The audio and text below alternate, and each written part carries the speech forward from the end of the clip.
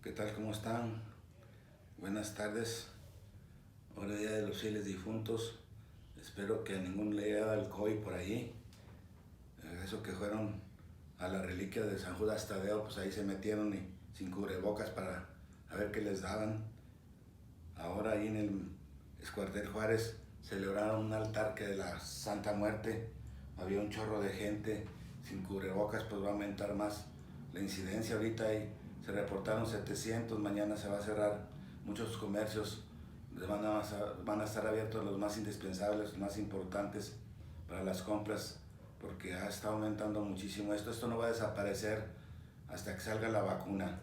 Según se dice que en Rusia ya tienen la vacuna y la están aplicando a los presos que tienen cadena perpetua.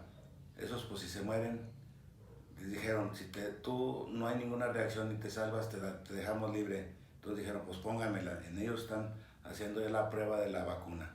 México y Argentina pues también la tienen, pero necesitan gentes voluntarias para hacer los protocolos de efectos secundarios. En Estados Unidos pues son más precavidos, van más lentos, pero ahí la llevan.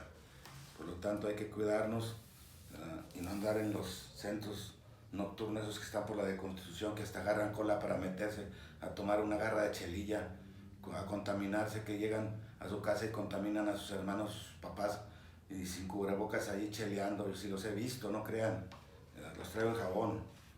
Bueno, vamos a ver ahora lo que es la cara. Comenzamos con esto de la cara porque es muy importante entender una estructura, una construcción. Cuando yo hago una construcción, ¿qué es lo que primero construyo? Pongo los cimientos, después pongo castillos y empiezo a hacer la barda con ladrillos. Si yo no tuviera los cimientos ni los castillos, ¿qué pasaría con esos ladrillos que nada más los pegaría uno sobre el otro? Con un ventarrón pues se caería la barda. Precisamente aquí vamos a ver el macizo orofacial. Primero, lo que es la cara pues está constituida por lo que corresponde a lo que es la cabeza y lo que es en sí la cara. ¿Cómo está situada la cara? Segundo segmento de la cabeza, o sea, está situada en la parte anterior e inferior del cráneo y está constituida por un macizo óseo de forma muy irregular, que es el que vamos a estudiar de una forma muy profunda para entender todo lo que son las regiones del macizo óseo facial.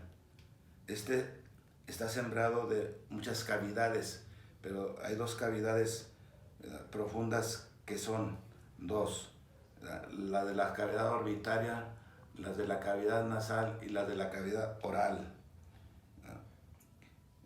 Pues el aparato digestivo es la cavidad oral, respiratoria, las fosas nasales, y la órbita, pues el glóbulo ocular, que es la vista.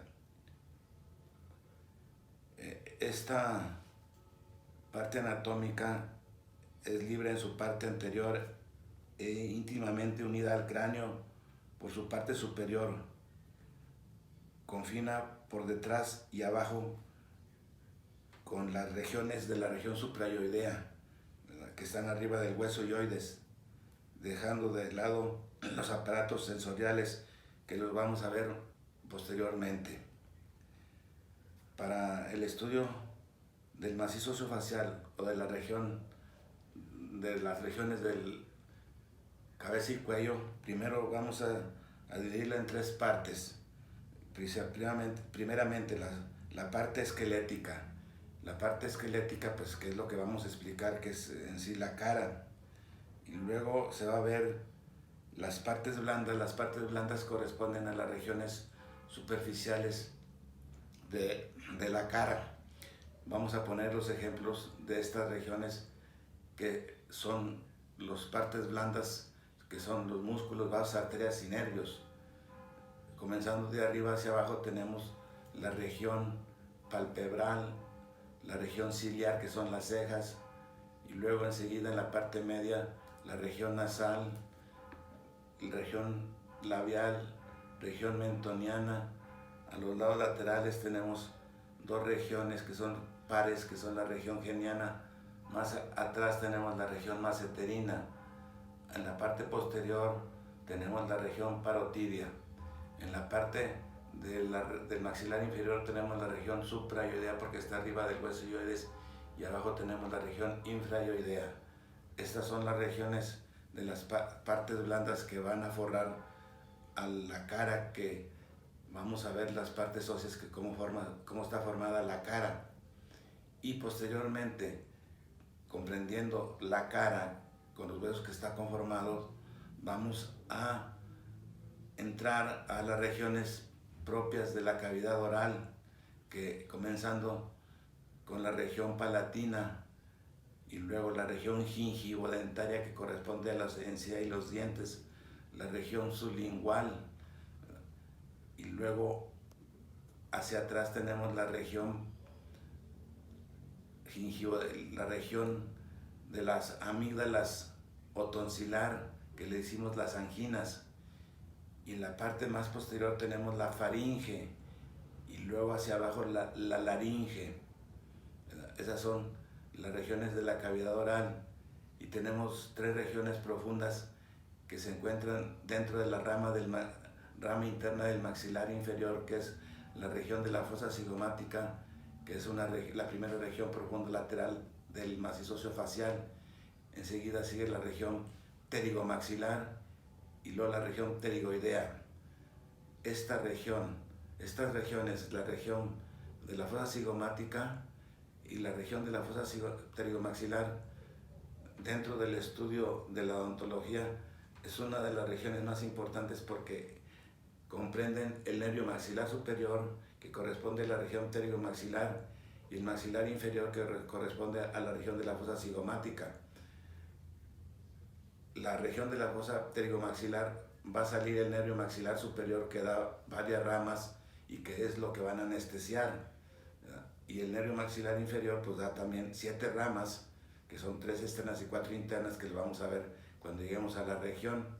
Esas regiones son muy importantes, es el coco de los odontólogos, estas dos regiones, y las vamos a explicar muy didácticamente cuando lleguemos a su tiempo. Entonces, estas son las 3 partes en las que vamos a estudiar la anatomía de cabeza y cuello, repitiendo el esqueleto, las partes blandas y las regiones profundas de la cavidad oral, que ya están explicadas, ya se las dije todas. El programa corresponde a 24 regiones según la antología que les mandé y en el manual que tienen. Ahora, el macizo óseo de la cara. El macizo óseo de la cara, cuyo conjunto constituye la cara, está como suspendido de la base del cráneo, como si fuera un farol, un arbortante. ¿Sí saben qué es un arbortante? Yo creo que no. Un arbortante son el poste, y luego se dobla el poste y luego hay un foco iluminando. Eso se llama un arbortante, que está suspendido el foco sobre el poste. Así la cara, ¿verdad?, o el macizo óseo facial está suspendido sobre la base del cráneo como un farol, como un arbortante, ¿verdad? Aquí vamos a ver y distinguir 2 partes anatómicas. Una parte anatómica, que es la bóveda craneal, que está constituida por 8 huesos, que ustedes ya se lo saben bien de memoria, pero los vamos a recordar así rápido y los vamos a ver posteriormente uno por uno, que es el frontal, 2 parietales, 2 temporales, un occipital. En la parte de la base del cráneo tenemos etmoides, y luego más atrás tenemos el etmoides. Esos son 8 huesos que forman la bóveda craneal, que es independiente a la cara. Ahora, la cara, consideraciones generales de la cara. La cara es la que se suspende, como les dije, debajo de la parte exocraneal de lo que es el cráneo, que ya dijimos que son 8 huesos. Vamos a resumir conforme las preguntas que les mandé, ¿verdad?, para que entiendan muy claramente esto del macizo facial, porque es muy importante. Esto ustedes lo vieron en el primer semestre, lo vimos pues en el primer semestre, lo que es los huesos que conforman el macizo facial, ¿verdad? Que los vamos a ver a su tiempo. Ahora, ¿cuáles son los elementos óseos que conforman el macizo óseo facial? Es el maxilar superior y el maxilar inferior. ¿Qué forma tiene el macizo óseo facial? De prisma triangular. ¿Qué es un prisma triangular? Un prisma triangular es como una casita de dos techos. Este es un prisma triangular. Un techo, otro techo y dos bases. Este es un prisma triangular, véanlo cómo es, para que entiendan que esa es la forma de lo que es el macizo óseo facial, forma de un prisma triangular. ¿Cuántos huesos tiene el maxilar superior? Pues son 13 huesos, eso lo vamos a ver en su tiempo, pero el macizo óseo facial está constituido por 14 huesos. ¿Cuál es el otro? El otro es el maxilar inferior, que es parte de la cara o del macizo facial, que es el único hueso que tiene movimiento de ascenso y descenso de la mandíbula, que lo veremos cuáles son los músculos en su tiempo que intervienen en estos tipos de movimientos. ¿Cuántas bases tiene? Tiene 2 bases y 3 caras. ¿Cuáles son los elementos óseos que conforman la base? Va a estar constituida esencialmente por la cara externa del hueso malar.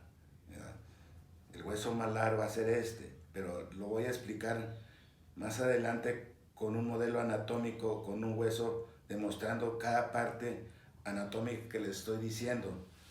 La porción posterior del reborde de los alvéolos del maxilar superior y la cara externa del hueso malar, fíjense, del hueso malar, la cara externa, y luego la porción posterior del reborde alveolar del maxilar superior y la cara externa de la rama del maxilar inferior, la cara externa de la rama ascendente del maxilar inferior. Ahora, primero, aquí vamos a encontrar en esta cara, en estas partes anatómicas, primero el agujero malar, ¿verdad?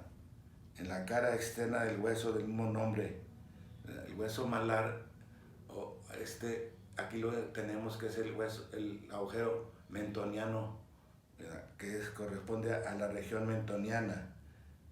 La escultura sigmoidea la vamos a encontrar en la rama ascendente del maxilar inferior, ¿verdad? Que es en forma de una U, y después vamos a encontrar por encima del arco cigomático, limitada por delante por la apófisis coronoides. La apófisis coronoides está por delante de la escultura sigmoidea, y ahí vamos a encontrar qué músculo se va a insertar, el músculo temporal o el tendón temporal.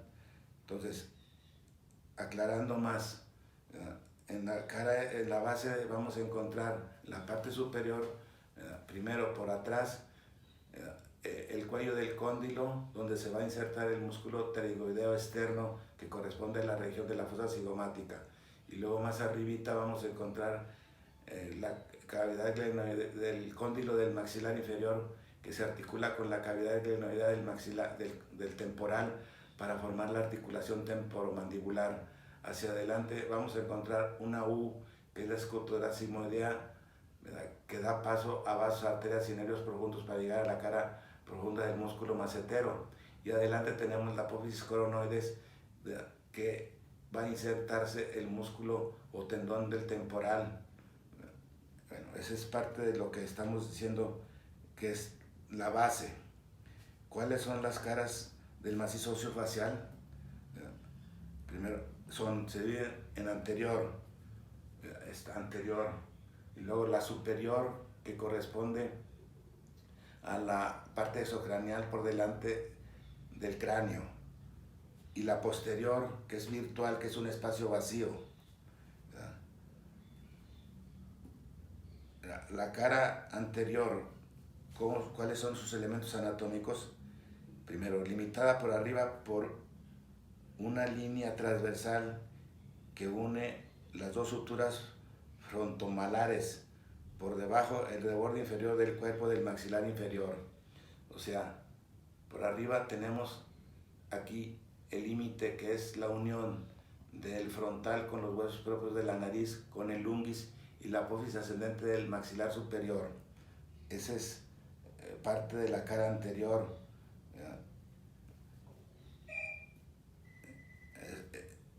Y luego aparte tenemos en esta parte por debajo el borde inferior del cuerpo del maxilar inferior y la rama ascendente. Hasta en la parte posterior de la rama ascendente tenemos el ángulo posterior inferior o gonion.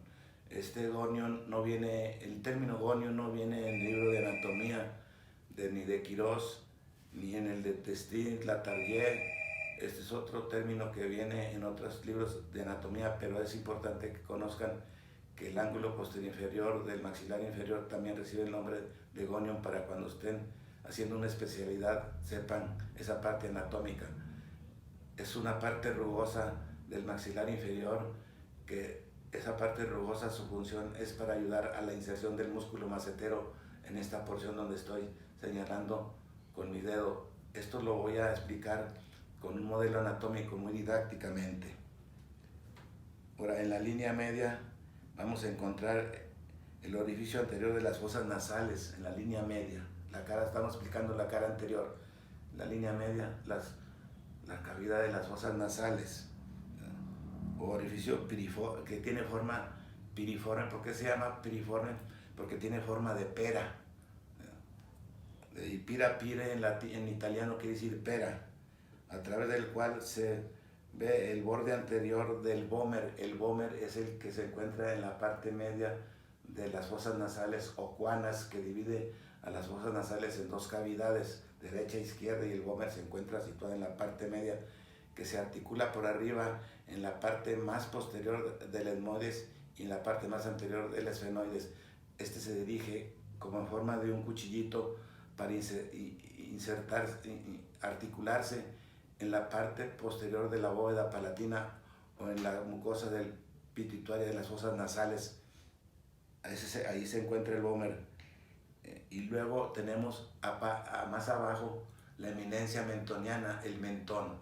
Eso forma la cara anterior. Segundo, a cada lado de la línea media,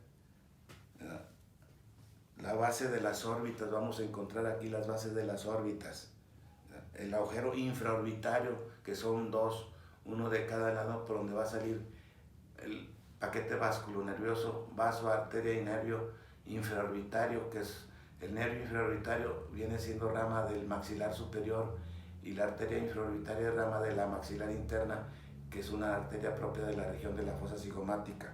Esto ya lo veremos a su tiempo más claramente. El agujero y luego la fosa canina. En la fosa canina aquí se encuentra, y ahí se va a insertar el músculo canino. La fosita mirtiforme. La fosita mirtiforme se encuentra debajo del tabique subnasal. Ahí se inserta el músculo mirtiforme, de ahí su nombre. Ahí vamos ya está la eminencia canina, ya está la eminencia. La eminencia canina es un saliente de lo que corresponde a lo que correspondería a la raíz de raíces de los caninos. Y los bordes alveolares con su hilera de dientes se van a encontrar en esa parte.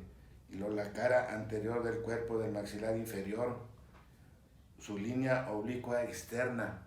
En la línea oblicua externa, aquí se encuentra en lo que viene formando parte, ¿verdad?, de la cara anterior, la línea oblicua externa. Ahí vamos a encontrar que se van a insertar en esa línea oblicua externa los músculos. El cutáneo del cuello, que viene de la región superior, va y se inserta en la línea oblicua externa. El músculo, el cuadrado y el triangular del mentón van y se insertan en la línea oblicua externa. Eso lo voy adelantando, pero se va a ver más claramente en cada región. Y luego vamos a encontrar sus agujeros mentonianos. Ya lo dije que donde se encuentran situados a las partes laterales del mentón, del cuerpo del maxilar inferior. Son dos. Por aquí van a salir el paquete vasculonervioso, van es una mnemotécnica van, vena, arteria y nervio, van, vena, arteria y nervio, ¿verdad? Aquí hay que aclarar una cosa muy importante, que las arterias siempre nacen de otra arteria, las venas van a salir, van a desembocar a otra vena, los nervios se van a dividir en dos, en motores y sensitivos. Los motores siempre van a los músculos de movimiento, los sensitivos van a mucosas, tegmentos y piel. Esto es un adelanto para que vayan comprendiendo la terminología de la anatomía, que lo vamos a ver en cada región. Los elementos, ¿cuáles son los elementos anatómicos que conforman la cara superior del macizo óseo facial? Bueno, cómo se extiende desde la articulación nasofrontal, fíjense, esa parte naso, nariz, frontal, o sea, la articulación nasofrontal. Ya les había dicho cómo está formada la articulación nasofrontal, ¿verdad? Se confronta los piquitos, ¿verdad?, que salen del frontal y luego con los huesos propios de la nariz, y a un lado tenemos los huesos, los unguis, que son pares, y hacia los lados laterales tenemos la apófisis ascendentes, que son dos de las maxilares superiores.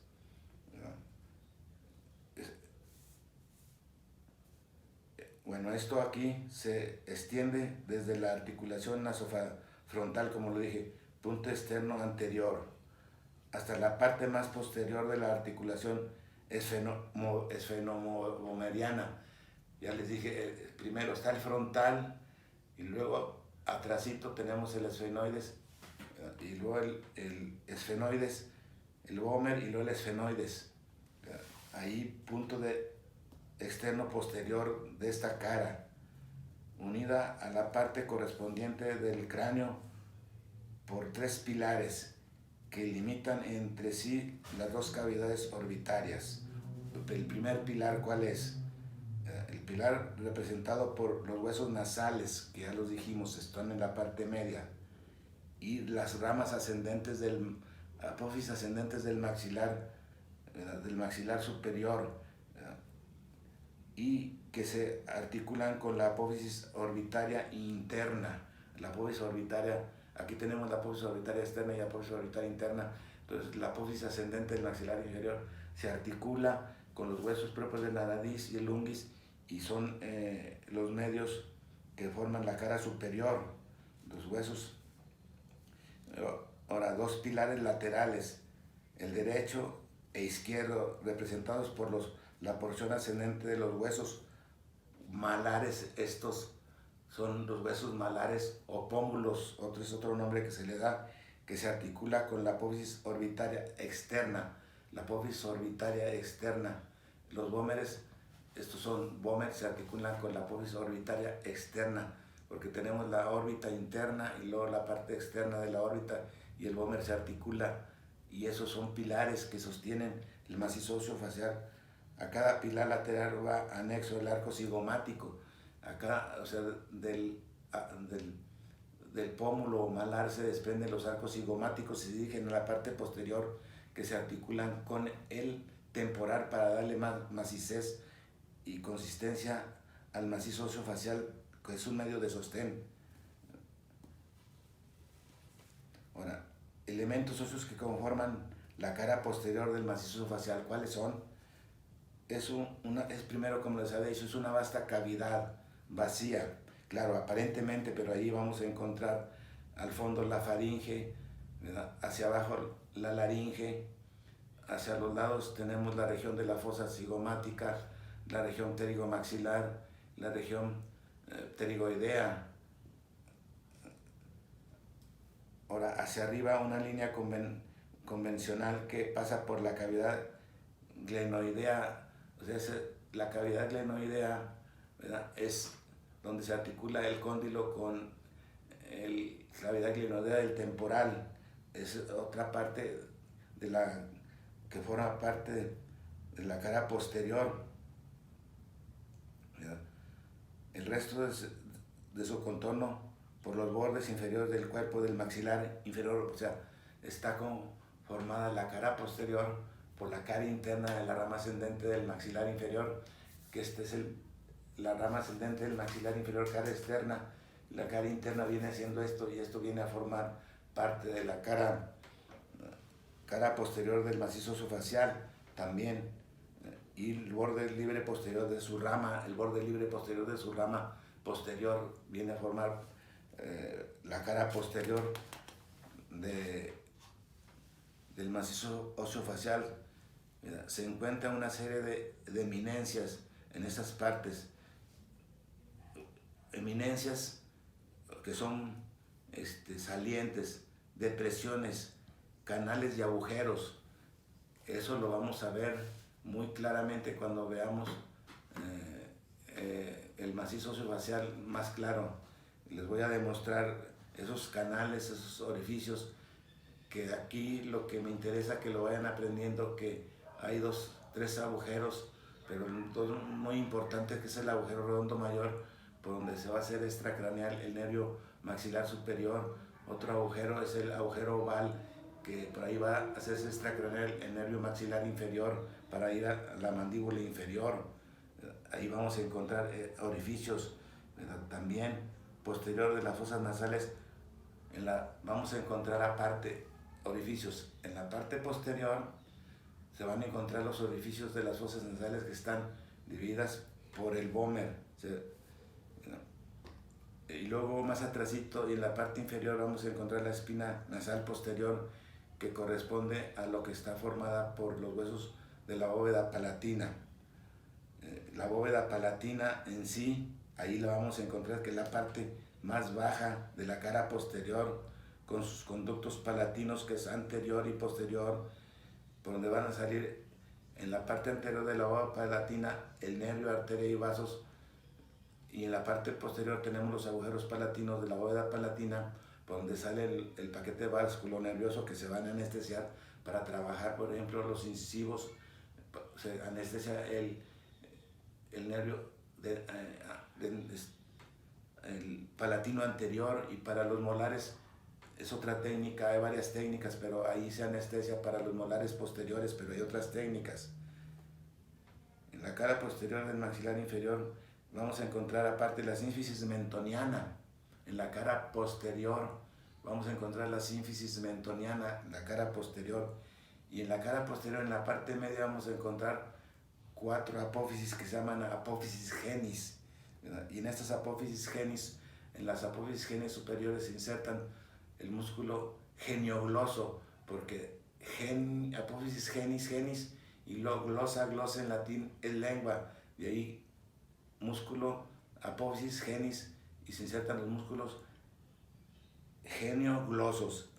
Y abajo, en las 12 salientes o espinas apófisis genis, se insertan los músculos genioioideos, apófisis genis, que van al borde superior del hueso ioides, de ahí su nombre. Y luego vamos a encontrar en su parte interior, estamos describiendo la cara posterior, la línea oblicua interna, que tenemos una línea oblicua externa, y en la parte interior tenemos una línea oblicua interna. Y orificio superior del canal, en la cara interna del maxilar inferior tenemos un pequeño saliente que se llama spina spix. Allí se va a insertar un ligamento que se llama ligamento esfenomaxilar. Esfenomaxilar porque se inserta, tenemos el esfenoides en la parte isocranial. Se desprende el ligamento de la base del esfenoides y va y se inserta en la espina de Spix, por eso se llama ligamento esfenomaxilar. Inmediatamente, así por dentro de la espina de Spix, vamos a encontrar el conducto dentario inferior, que forma parte de la cara posterior. Por allí va a pasar el paquete vasculonervioso. ¿Qué es lo que va a pasar por allí? Va a pasar precisamente la arteria, el nervio y la vena. La arteria dentaria inferior, rama de la maxilar interna, el nervio dentario inferior, rama del maxilar inferior, y la vena que va a desembocar a otra vena. Este nervio, esta arteria y esta van a irrigar, inervar a todos los molares inferiores. Este nervio sale por el agujero mentoniano. La arteria y la vena, al salir por el agujero mentoniano, cambia su nombre a arteria, vena y nervio mentoniano, porque llegan a la región mentoniana. Regresando, el nervio mentoniano, la arteria mentoniana y vena mentoniana. El nervio mentoniano es rama del dentario inferior, la arteria mentoniana es rama de la dentaria inferior y la vena va a desembocar a otra vena. Y continuando, el nervio dentario inferior es rama del maxilar inferior. El maxilar inferior, como les dije, de los agujeros de la cara posterior, vamos a encontrar el agujero redondo, el agujero oval por donde sale el nervio maxilar inferior, que se hace extracraneal y da una de sus ramas, el nervio dentario inferior, que pasa por el conducto dentario inferior y va e inerva todos los molares inferiores. La arteria dentario inferior, rama de la maxilar interna. La maxilar interna pues da 15 ramas, que son 5 ascendentes, 5 descendentes, 2 anteriores, 2 posteriores y una terminal, que las vamos a ver en la región correspondiente. Ya explicamos bien lo que es la espina de Spiggs, el conducto dentario inferior. Eso forma parte de todo, es lo que es la cara posterior del macizo facial. Ahora, ¿qué otros elementos se encuentran en la cavidad de la cara posterior? Pues vamos a encontrar partes blandas, que es la lengua. La lengua es la parte posterior. La faringe, como lo dije, el velo del paladar. Bueno, aquí en el velo del paladar vamos a considerar la región palatina. La región palatina se va a dividir en dos partes, una anterior, que es parte ósea, y otra parte posterior, que es el velo del paladar. El velo del paladar es la parte movible, ¿verdad?, que interviene en la fonación, en la deglución, y esta parte blanda está constituida por una aponeurosis superficial, una capa glandular, una capa aponeurótica y 5 músculos de cada lado, que es el palatostafilino, peristafilino interno, faringoestafilino, glostafilino, palatostafilino. Son 5 de cada lado, son 10 en total. Y luego vamos a encontrar en la parte más profunda el piso de las fosas nasales o pituitaria. Eso forma el velo del paladar, que es movible. Entonces, esa parte, la parte anterior de la bóveda palatina, que es ósea, y la parte posterior, que es movible, que ya lo dije cómo está constituida por 5 músculos, que es el palatostafilino, peristafilino interno, peristafilino externo, faringoestafilino y glostafilino. Eso se los tienen que aprender como el Padre Nuestro, ¿verdad?, porque es muy importante. Eso lo vamos a ver en la región palatina muy claramente.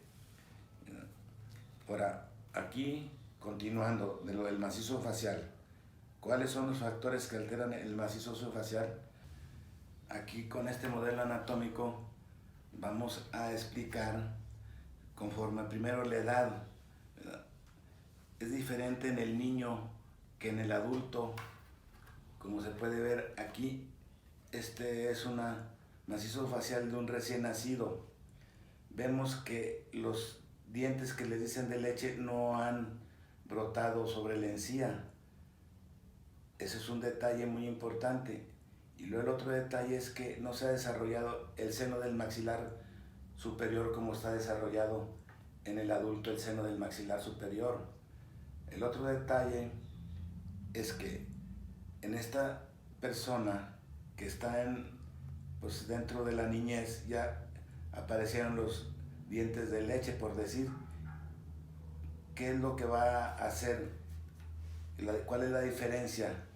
Que es el macizo facial es mucho más pequeño por esos dos detalles, que no han surgido, no han brotado los primeros molares, que le decimos la dentición de leche. Y el segundo es que no se ha formado el seno del maxilar superior, que es esta cavidad. Seno es una cavidad, ahí está, como un cenote, pero no de los que ustedes piensan, ¿verdad? Y otro detalle muy importante, vean la inclinación de la rama ascendente del maxilar inferior, que es oblicua, y esto hace que sea el macizo facial más pequeño a la expresión, a la vista. El niño crece, salen los molares, se agranda el macizo facial, ¿verdad?, y la rama ascendente del maxilar inferior comienza a enderezarse un poco teniendo menos oblicuo el plano inclinado, ¿verdad? Y empieza a desarrollarse el seno del maxilar inferior como vemos aquí. Por lo tanto, la expresión del macizo facial va cambiando. De ahí que cuando nace un niño y van a verlo a la cuna, pues al nacer algunos están bien feillitos, ¿verdad? Y luego le dice el compadre al otro compadre: oye, compadre, está feillillo, vamos a ir componiendo, a ver, con el tiempo se van componiendo. Pues sí, precisamente por estos cambios óseos que le estoy diciendo van cambiando. Hay niños que nacen bien bonitos y después ya grandecillos se hacen de expresión muy fea, y hay niños feillos que se hacen de expresión muy bonita, pero es por estos cambios que se ven en el macizo óseo facial. Pasando más adelante, se caen estas piezas molares y vienen las piezas molares verdaderas, que son más grandes y en mayor número, y el seno del maxilar superior se desarrolla más, como lo podemos ver, que está más desarrollado, y la rama ascendente del maxilar inferior, su inclinación la endereza un poquito más, y esto hace que el diámetro de la cara sea más largo que el del niño, el de recién nacido, el del niño, el que ya llegó a la dentición normal, y la del adulto, ¿verdad? La del adulto, pues vemos, ¿verdad?, que el seno del maxilar superior pues está muy desarrollado. Aquí, este es así, miren, es que este es primero, así, y este es el último del adulto. Ahí lo vemos diferente, el seno del maxilar menos desarrollado, y en el adulto ya más desarrollado, por lo cual ya nos da la expresión del macizo facial de una forma más armónica, podemos decir. De ahí que, ¿por qué se saca en los niños el pasaporte cada 5 años y en las personas adultas cada 10 años? Precisamente porque va cambiando, ¿verdad?, su fisonomía, ¿verdad? Y no podemos tener un pasaporte por 10 años porque cambia mucho el macizo facial de la persona, que no la podemos identificar en el momento que pasa por la aduana la persona. Por eso en el niño se hace o se renueva cada 5 años el pasaporte, y en las personas adultas cada 10 años, porque va cambiando el macizo facial, de tal forma que cuando llegamos a la edad, la senectud, a la vejez, ¿verdad?, se empiezan a caer las piezas molares, y luego queda como aquí la parte alveolar nada más cubierta con la encía. Va a reducir el macizo óseo facial su tamaño, y de allí, precisamente de esas fotografías de los pasaportes que se están sacando en los adultos cada 10 años, porque sigue cambiando el macizo óseo facial. Pero este es desde el punto de vista odontológico, pero yo les pongo el ejemplo porque se saca así las fotografías. Ya más adelante les voy a explicar con modelos anatómicos lo que estoy explicando, lo que expliqué anteriormente. Esto porque aquí lo tenía a la mano, le expliqué. Eso es uno de los factores que altera el macizo facial, la edad. Otro factor es la etnia. La etnia, ¿qué quiere decir? Son las razas. Por ejemplo, la raza negra, la longitud total es del orfión o la articulación nasofrontal al mentón es mucho más larga, ¿verdad? En el blanco, esta longitud total es más pequeña. En la raza mongólica, el diámetro transversal de un pómulo a otro pómulo es mucho más largo, más amplio que la gente normal. Entonces ahí también es otro factor, la etnia, la que altera la expresión del macizo óseo facial. Hay patologías congénitas que alteran el macizo óseo facial, que voy a ponerles ejemplos con dibujos, ¿verdad? Tenemos el labio leporino complicado o boca de lobo, que es una malformación congénita que va alterar la expresión del macizo facial. Otro problema congénito es el prognactismo, que enseguida se va a ver que es prognactismo, que altera el macizo facial. Enseguida vamos a ver los tipos de prognactismos y les voy a poner dibujos de prognactismos. Un traumatismo, un golpe de la cara por un accidente, pues nos va a alterar el macizo facial, la estructura ósea, que se fracturó el maxilar superior, el maxilar inferior, los huesos de la nariz, pues va a alterar la expresión del macizo facial. Ahora, tenemos patologías adquiridas, por ejemplo, el acné severo. Vemos que hay personas que tienen como abscesos del acné severo, que es debido al cambio hormonal, tanto en el hombre como en la mujer. También cambia la expresión del macizo facial. Hay enfermedades adquiridas, por ejemplo, la lepra, ¿verdad?, que calcome las partes cartilaginosas del ala de la nariz. También cambia la expresión del macizo facial, que al calcomer las alas de la nariz, el rostro tiene la forma de leoniasis, como de un león, ¿verdad?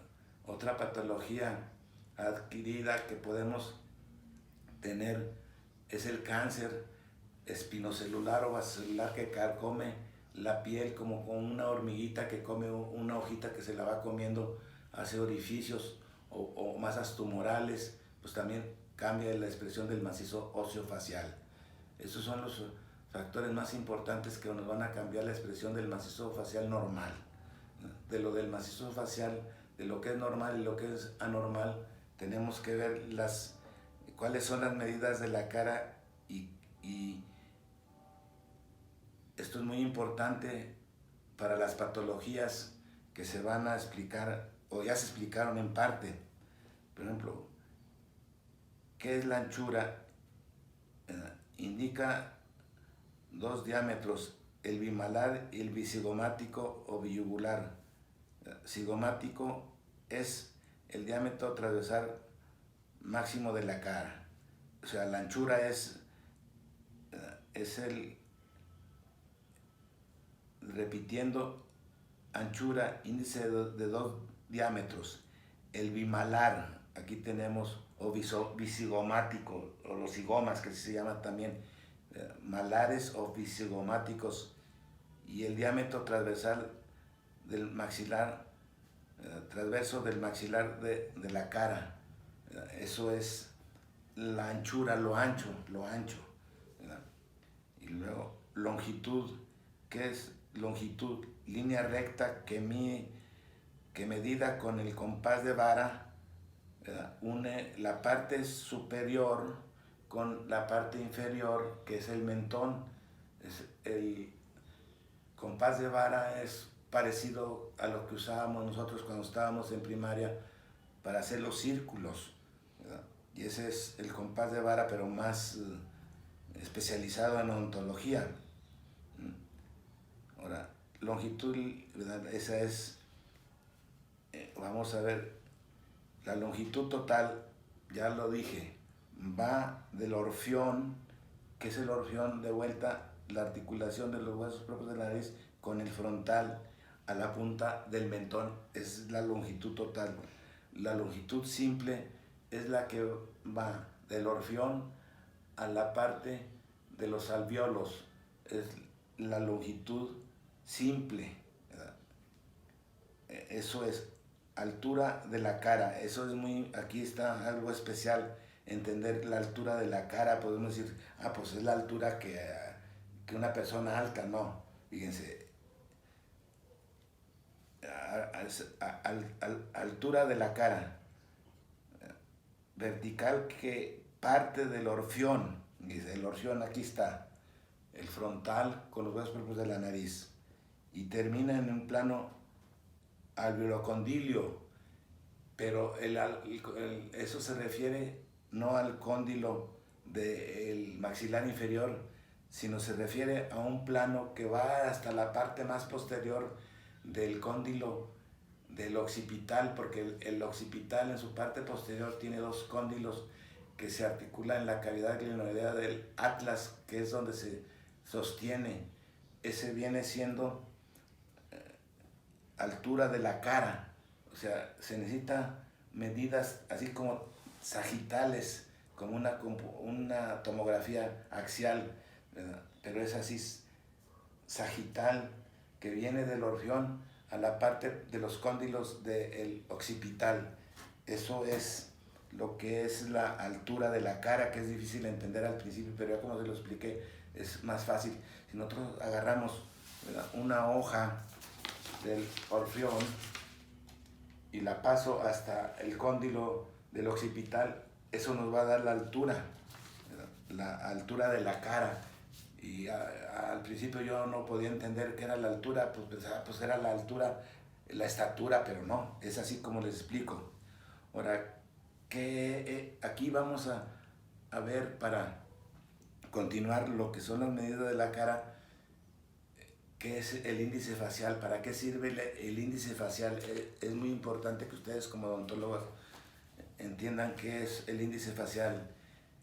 Ahí viene una fórmula muy simple de lo que es el índice facial, ¿verdad? Pero vamos a ver aquí, antes de decir la fórmula. Índice facial es un examen clínico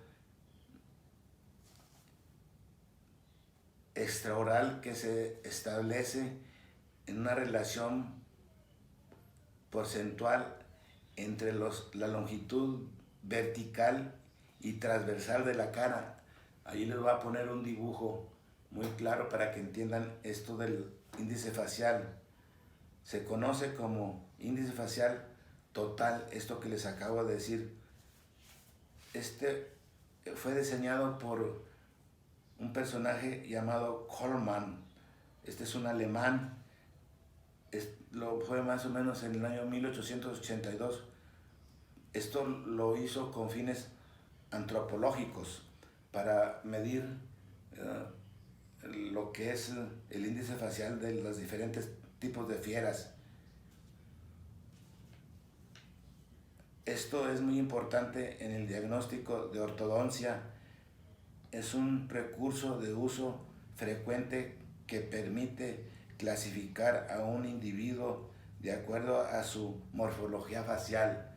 De aquí vamos a ponerles la morfología facial, algunos ejemplos, ¿verdad?, muy didácticos. Pero ahorita les estoy explicando esto, por qué es el índice facial, para qué sirve. Y luego aquí dice qué es índice facial y cuál es su fórmula. La relación centesimal entre la longitud simple de la cara y el diámetro biyugular. Y su fórmula es índice facial, línea orfioalveolar entre diámetro biyugular por 100. Ese es el índice facial, y les voy a mostrar unos ejemplos muy didácticos, ¿verdad?, de cómo se aplica, y las expresiones de diferentes rostros que nos indican lo que es un rostro normal a lo que es un rostro anormal. Y eso es precisamente el índice facial, nos sirve para eso el índice facial. Ahora, ahí vimos primero los factores que alteran el macizo facial. Un factor congénito, que es el prognactismo. ¿Qué es la definición de prognactismo? Prognactus viene del griego. Pro es mandíbula, nactus es proyección, ¿verdad? Entonces prognactismo quiere decir proyección de la mandíbula, tanto del maxilar superior como del maxilar inferior, por delante del frontal. Se llama prognactismo, prognactus, ¿verdad?, del griego. ¿Cuántos tipos de prognactismo vamos a encontrar? Les voy a poner dibujos muy didácticos de los prognactismos que se van a encontrar. Vamos a encontrar prognactismo total o bimalar.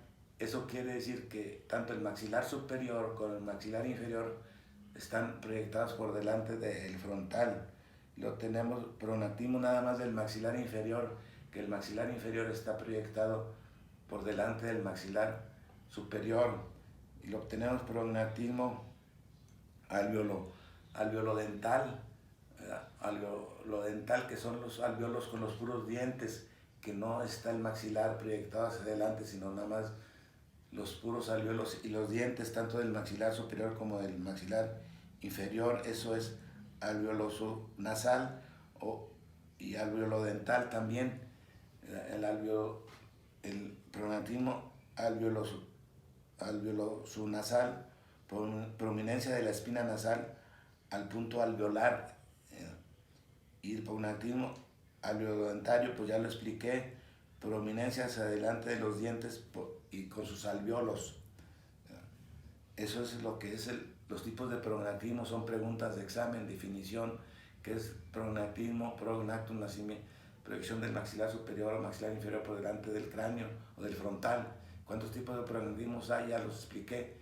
Y allí todo lo que les estoy explicando son preguntas que ya les mandé, que conforme las estoy desarrollando, ustedes las tienen y se las estoy contestando. Nada más la cosa que ustedes se pongan a estudiar. Claro, esta clase la voy a ampliar más con dibujos y explicarla con modelos anatómicos. Ahora, continuando, ¿cuál es la medida? La medida del ángulo de Camper.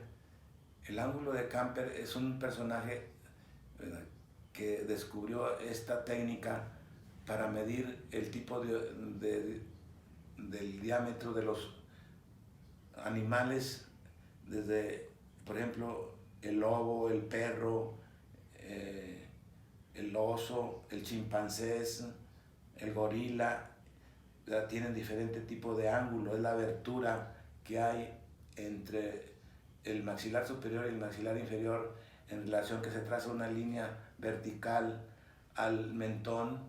Entonces nos va a dar el ángulo de Camper en el humano. ¿Cuántos grados tiene el ángulo de Camper? El ángulo de Camper en el humano es de 155 grados, no se les olvide, eso es básico, ¿verdad? ¿Cuáles son los huesos que conforman el maxilar superior o el macizo óseo facial? Ya los habíamos dicho que son 13 huesos. El macizo facial está constituido primero por el maxilar superior y el maxilar inferior. Entonces se considera que son 14 huesos, pero 13 huesos son del maxilar superior. ¿Cuáles son los del maxilar superior? ¿Verdad? Tenemos en la línea media el vómer, que es el hueso impar. Todos los demás son pares. Los huesos malares son pares, uno de cada lado. Los unguis, que forman parte de la pared externa superior de las fosas nasales. Huesos propios de la nariz que están articulándose con los huesos con el hueso frontal. Y luego cornetes inferiores que se encuentran en la pared interna del maxilar superior, porque tenemos cornetes superiores, inferiores, superiores, medios e inferiores, y aquí se consideran los cornetes inferiores como pares, y los huesos palatinos que se encuentran en la bóveda palatina. Tenemos primero la apófisis palatina, que es parte ósea, y los huesos palatinos, que son individuales. El borde anterior de los palatinos se articulan con el borde posterior de la apófisis palatina para formar la bóveda palatina, que es la parte ósea, que la vamos a ver en la región palatina, pero aquí me estoy explicando eso de los pares, de que son dos palatinos. El borde anterior de los palatinos se articulan con el borde posterior de la apófisis palatina para formar la parte ósea de la bóveda palatina. Como les dije anteriormente, la bóveda palatina está formada por la parte ósea, que es dura, y la parte blanda, que es el velo del paladar. Y el vómer, pues ya lo dije, que es el impar. Entonces son 12 huesos pares y un impar. En total son 13 huesos, pero contando el maxilar inferior, el macizo óseo facial está constituido por 14 huesos, contando el maxilar inferior. Todos los demás huesos que acabamos de nombrar, que son los 12 pares y el impar, todos están articulados, no tienen movimiento, y el único que tiene movimiento es el maxilar inferior. Esto se debe a la articulación temporomandibular. Eso lo vamos a explicar muy didácticamente con modelo anatómico y unos dibujos. En la cara superior, ¿cómo está formada? No, perdón, la cara anterior, ¿verdad?, del maxilar superior, por fuera y arriba vamos a encontrar los malares, por arriba y adentro, con huesos propios de la nariz, que es el vómer. Estamos viendo el maxilar superior, la cara anterior, ¿verdad? Por detrás, con la apófisis pterigoides. Las apófisis pterigoides hacia atrás corresponden, esas apófisis se desprenden de la base del esfenoides, que son dos apófisis, una interna y una externa, que forman un ángulo diedro que va a formar la región pterigoidea. Y a esa parte está correspondiendo parte de la pared anterior. Para abajo, una línea media maxilar superior. En la línea media tenemos el opuesto, el otro maxilar superior, que está formando unidos articulados que no se mueven, forman parte de la pared anterior. Ahora la cara del maxilar superior, ¿cómo está formada? Primero, la cara superior anterior es subcutánea, cubierta por partes blandas de la mejilla, que ya dije cuáles son las regiones, todas las partes blandas. La parte externa es convexa en relación con las partes blandas de la cara, en especial con la región de la fosa cigomática por dentro, y por fuera con la región masseterina y la parótida en su parte posterior. En la cara inferior tenemos la pirámide, primero la mitad inferior de las fosas nasales, ¿verdad? Se articula con el opuesto también. En la cara inferior, la pared palatina de la cavidad bucal, como lo dije anteriormente. La cara interna inferior está tapizada por una mucosa nasal de la opitituaria de las fosas nasales. Eso corresponde a la pared superior. Es un espacio pues muy importante, porque corresponde a las partes de las regiones de la cavidad oral. Ahora, ¿qué nervios atraviesan el maxilar superior? El maxilar superior lo atraviesa un nervio, que es el nervio infraorbitario, que se encuentra inmediatamente abajo de las órbitas. Ese nervio, como dije, este nervio es rama del maxilar superior, que sale por los agujeros infraorbitarios. Este nervio va a inervar a la región geniana, y también va a inervar a los incisivos y caninos, de tal forma que en algunas ocasiones, cuando queremos anestesiar el incisivo y el canino, tocamos en esta parte y encontramos el agujero mentoniano, el agujero infraorbitario, y a 1,5 centímetros, aquí está el agujero mentoniano. Hacer palpación profunda es dolorosa. Ahí introduzco mi aguja y pongo la anestesia, y automáticamente voy a anestesiar incisivos y caninos para trabajarlo. Es otra técnica que ustedes lo van a ver más claro en anestesiología.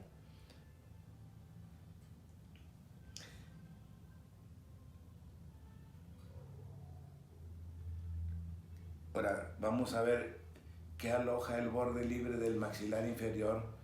Tanto el maxilar superior como el maxilar inferior va a albergar lo que se encuentran los alveolos, para irse a albergar pues las piezas molares. Estos alveolos pueden ser unirradiculares. Por ejemplo, los incisivos y los caninos tienen una sola raíz.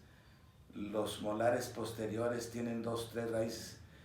Eso se llama multirradiculares cuando son de 2 o 3 raíces. Cuando es una raíz unirradicular, es una sola raíz. En la parte libre se va a encontrar los alveolos. Ahora, ¿cómo es la mandíbula inferior? Pues vamos a ver. Miren, la mandíbula inferior es es compleja. Es menos compleja que todo lo que es el maxilar superior. No contiene en su espesor cavidades, y es el único porción movible, como lo dije, del macizo facial. Ahora, ¿qué partes tiene la mandíbula inferior? tiene un cuerpo en forma de herradura que vendría siendo el cuerpo, esta porción, que ya más adelante lo vamos a explicar muy didácticamente.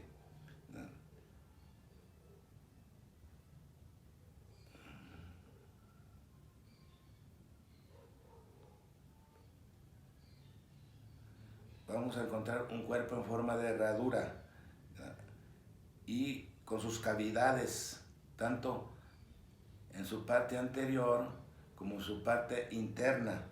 Y vamos a encontrar, como vemos aquí, dos ramas, una de cada lado, son las ramas ascendentes del maxilar inferior. ¿Cómo se forma el ángulo del maxilar y qué otros nombres recibe? O sea, el ángulo se refiere a este ángulo, ¿verdad?, al ángulo posterior inferior del maxilar inferior, ¿verdad? Se forma por la unión de la rama ascendente, como vemos aquí, ¿verdad?, por la unión de la rama ascendente con el borde de la mandíbula, ¿verdad?, y se le conoce como gonion o ángulo posterior inferior del maxilar inferior. Aquí hay una rugosidad, como les dije, para insertarse el músculo macetero. Y acá en la parte interna tenemos otra rugosidad para insertar el músculo pterigoideo interno que corresponde a la región de la fosa cigomática. Eso lo vamos a ver en su tiempo, pero vamos adelantándole ahí. Ahora, vamos a describir los bordes del maxilar inferior, ¿verdad? Primero, los bordes del maxilar inferior está cubierto por partes blandas de la región mentoniana, ¿verdad? O sea, la parte anterior de la región mentoniana, ¿verdad?, o sea, la cara externa, la va a estar cubierta por las partes blandas de la región mentoniana, que son los músculos de la región mentoniana, que es el triangular, el cuadrado y el borde de la barba. Esas son las partes blandas. Y la parte interna, ¿verdad?,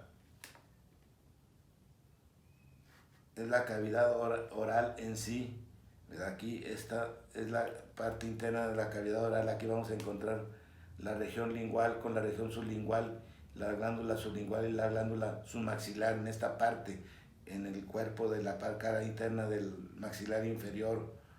Ahora, en el borde superior varía su aspecto dependiendo de si se encuentra en las ramas o en el cuerpo, alojándose los dientes, que son los alvéolos que acabo de explicar anteriormente. El borde inferior, ¿verdad?, cómo es redondeado y romo, y aquí se insertan parte de algunos músculos o aponeurosis de la región suprayoidea. ¿Cómo es la arquitectura del maxilar inferior? Es diferente a lo que todos los huesos que forman el maxilar superior, que son los 13 huesos.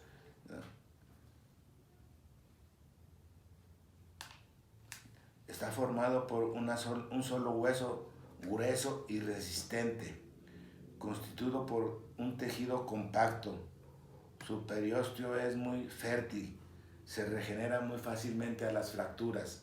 En cambio, los huesos del maxilar superior, que son los 13, son tipo laminar, que se tardan, cuando hay una fractura, en consolidarse uno con el otro, y en cambio en el maxilar inferior es más rápido porque tiene tejido compacto como poroso, ¿verdad? ¿Qué elementos hay en la cara anterior del cuerpo del maxilar inferior? Primero vamos a encontrar la sínfisis mentoniana. De ahí vamos a hablar de algunas patologías más. En este mismo tema les voy a poner dibujos aclarando más la región. La sínfisis mentoniana, eminencia mentoniana. La sínfisis mentoniana viene siendo y la eminencia es esto, saliente, ¿verdad?, del mentón. Ya ahí vamos a hablar, no quiero reburujarlo, sino vamos a hablar de algunas malformaciones congénitas de esta parte anatómica. Vamos a encontrar, repitiendo, en el maxilar inferior los agujeros mentonianos. Sale el paquete vasculonervioso que ya expliqué anteriormente, y luego vamos a encontrar la línea oblicua externa, donde se inserta el músculo cutáneo del cuello, el triangular el cuadrado de la barba, nada más porque el borla de la barba no se inserta en la línea oblicua externa. El borla de la barba tiene forma de un pincel aplanado en la línea media del mentón, entonces no va a la línea oblicua externa. Los tres músculos que van a la línea oblicua externa son el cutáneo del cuello, que viene de la región suprayoidea, asciende y llega a insertarse en la línea oblicua externa, el triangular y el cuadrado del mentón. No se les olvide porque son preguntas de examen. Ahora, ¿qué elementos hay en la cara posterior del cuerpo del maxilar inferior? Pues ya lo expliqué, hay 4 apófisis, que son las apófisis genis, la superior e inferior, donde se inserta el músculo geniogloso y genioideo. Y luego vamos a encontrar una línea oblicua interna también, o línea miloidea, donde se inserta el músculo miloideo. El músculo miloideo, aquí poniendo un ejemplo, mi mano, este es el músculo miloideo que se inserta en el músculo miloideo, que se inserta en el surco miloideo al lado opuesto. Este músculo, su función es separar la región sublingual de la región suprayoidea, ¿verdad? Y da paso al polo superior de la glándula submaxilar, ¿verdad? Porque la glándula submaxilar forma parte de la región sublingual nada más porque entre el polo superior de la glándula submaxilar, pero la función del músculo miloideo que se inserta en el surco miloideo es separar la región sublingual de la suprayoidea. No se les olvide ese detalle que es muy importante. Entonces, bueno, eso es la línea obliqua interna, ¿verdad? O miloidea también, y luego la fosita sublingual, como les dije, hay una pequeña fosita que desde el punto de que está en desarrollo embrionario, la glándula sublingual se hace como una impresión y hace una pequeña fosita que se llama fosita sublingual, ¿verdad? Que es desde el punto de vista embriológico, que se hace como un sello. Luego la fosita submaxilar de la glándula submaxilar que les expliqué, que sale del músculo, de los intersticios. Intersticios quiere decir que son las fibras musculares que sale el polo de la glándula submaxilar, y en el desarrollo embrionario también hace unas pequeñas impresiones en las partes laterales del cuerpo del maxilar inferior. Ahora, ¿qué elementos hay en el borde superior del maxilar superior? Ya lo expliqué, pero vamos a recordarlo y aquí ya de una vez. Miren, en la parte anterior, parte posterior, vamos a encontrar el cuello del cóndilo. El cuello del cóndilo une al cóndilo del maxilar inferior. Ahora,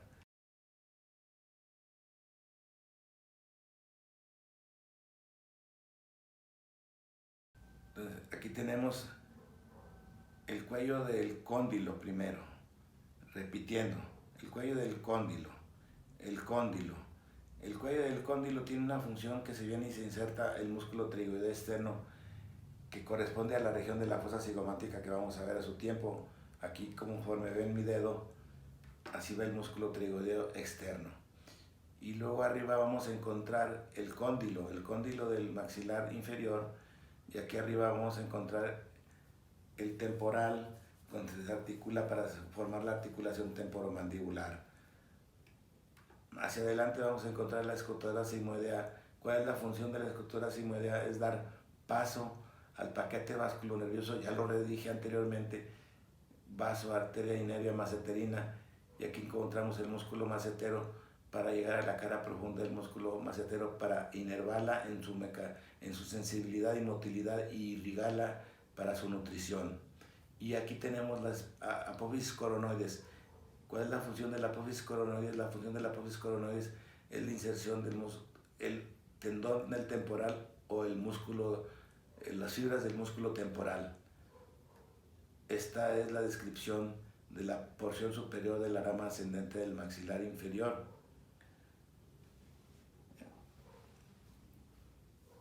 ¿Qué elementos hay en la cara interna de la rama ascendente del maxilar inferior?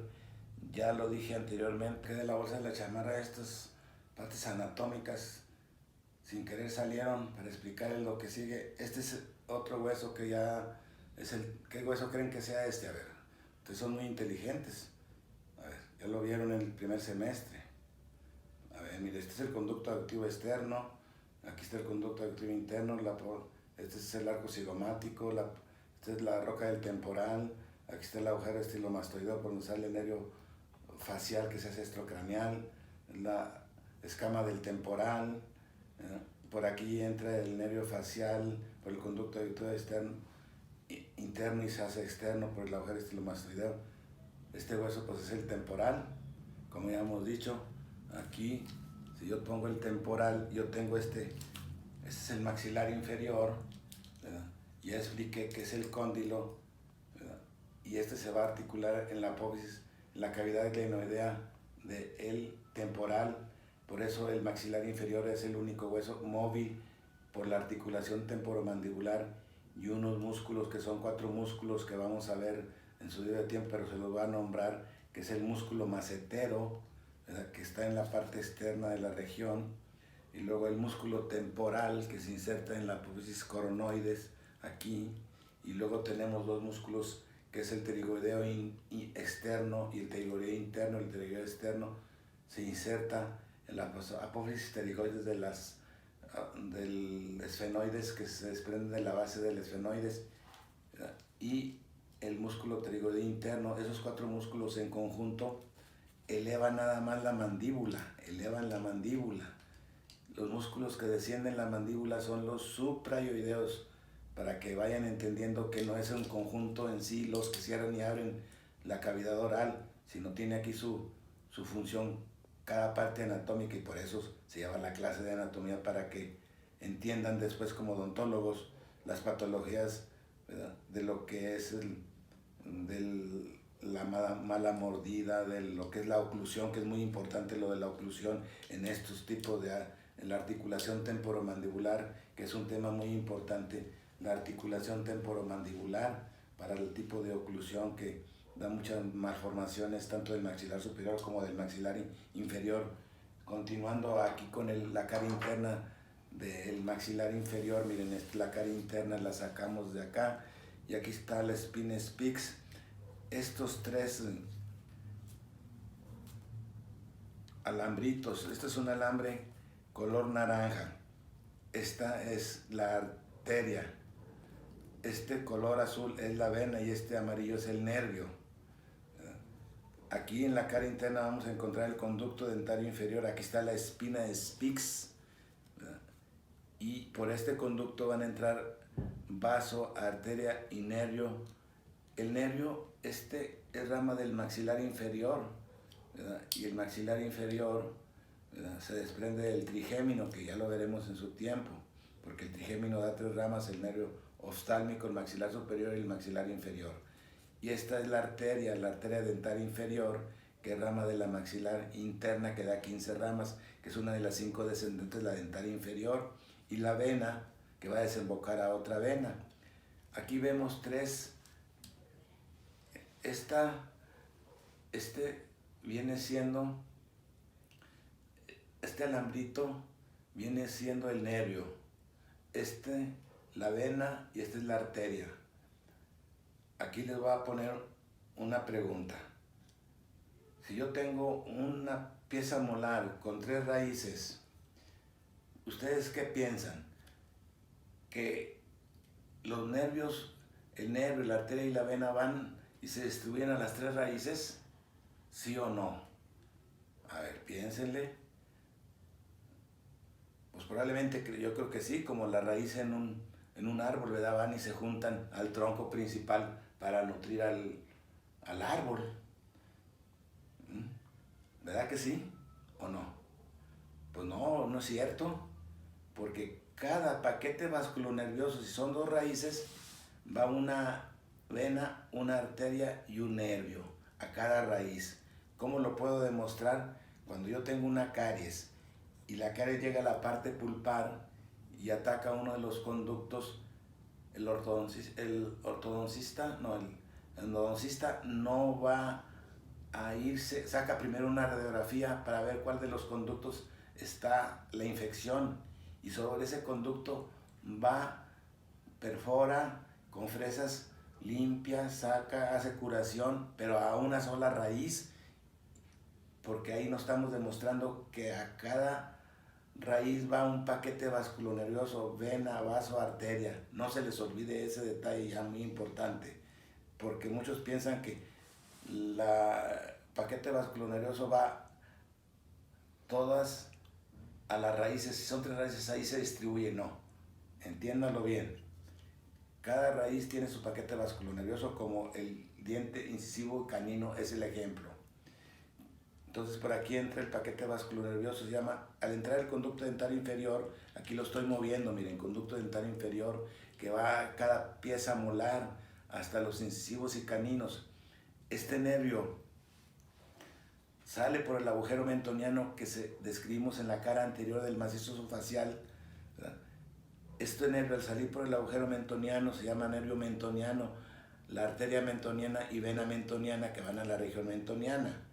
Regresándonos, el nervio mentoniano es rama del dentario inferior, la arteria mentoniana es rama de la dentaria inferior, aquí está, y la vena va a desembocar a otra vena.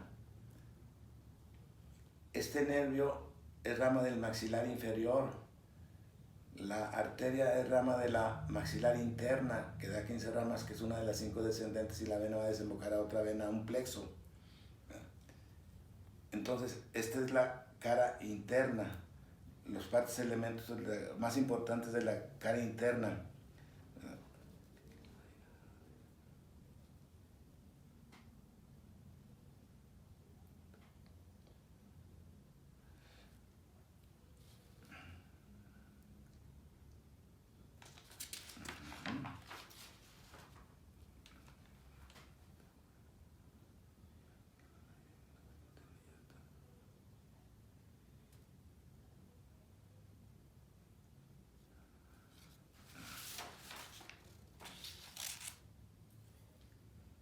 Aquí vamos a ver, describa el borde anterior de la rama del maxilar inferior. Este es el borde anterior del maxilar inferior. Se dirige oblicuamente hacia abajo y adelante. Forma lado interno de la hendidura vestibulo-cigomática. Tiene forma de un canal Aquí estamos describiendo el borde anterior de la rama del maxilar inferior. Ahora describa el borde posterior de la rama del maxilar inferior. Es lisa como se ve aquí, ¿verdad? Oblicua, ligeramente oblicua, ¿verdad?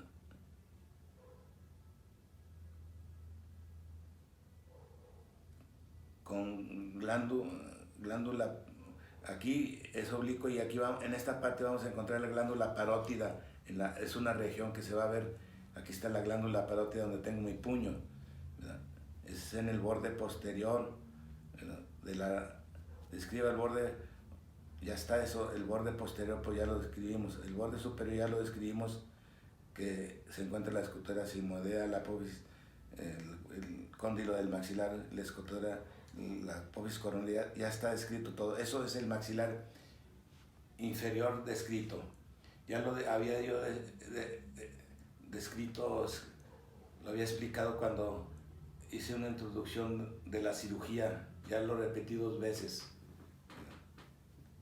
Entonces, esto viene siendo lo que es el macizo óseo facial. Les voy a hacer llegar y más didácticamente la clase con modelos anatómicos. Aquí yo agarré algunos de los modelos anatómicos que tengo, pero tengo otros más específicos y algunos dibujos para aclarar lo que son las patologías, que es prognactismo. Ya les expliqué muy bien lo del maxilar inferior, que voy a repetirlo rápido con el modelo anatómico, señalándole cada parte anatómica de lo que les acabo de decir. O sea, no es nada más de que aprenderse de memoria la anatomía, sino saber dónde está cada elemento, saber explicar su función, su irrigación, su inervación. Esa es la anatomía. Es muy importante tener estas 3 ideas: hay que memorizar, razonarla y entenderla, porque si nada más la memorizan, se les olvida. Entonces memorizo, la razono, cómo está, dónde está, y entenderla. Si memorizo y no le entiendo al rato, se les olvida. Entonces, para eso hay que sentarse. Como me ven aquí, yo me paso horas estudiando, leyendo, preparando mis clases.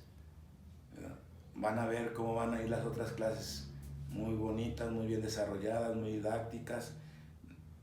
Ya les mandé las preguntas de examen de esta parte que es la cara y el macizo facial. Ya las tienen ustedes y ahorita ya se las contesté explicando la región. Ya depende de ustedes si se ponen a estudiar, ¿verdad? Porque ya voy a ir más rápido, ahora sí.